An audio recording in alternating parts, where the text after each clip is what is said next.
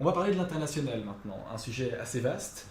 Quelles sont, pour vous, le Parti turquoise, les mesures idéales pour justement ce niveau international? Faut-il prôner une internationalisation de la politique ou bien justement afficher clairement un besoin de protéger les intérêts nationaux pour les citoyens et avec les citoyens?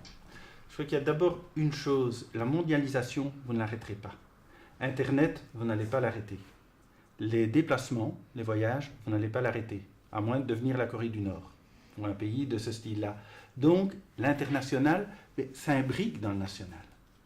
Donc ça, c'est déjà une chose qui est relativement importante. Donc il ne faut pas commencer à opposer l'intérêt des personnes et l'intérêt international. Je crois que quand on commence à opposer, on finit par arriver à des horreurs.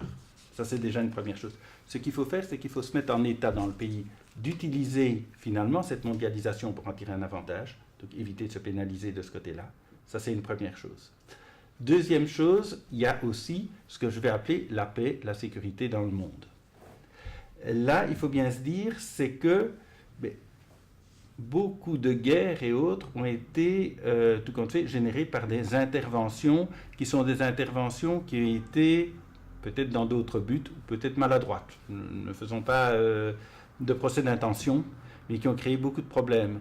Par exemple, en Syrie, tout compte fait, pourquoi y a-t-il une guerre en Syrie? C'est un projet de gazoduc Qatar-Turquie, auquel la Syrie s'opposait.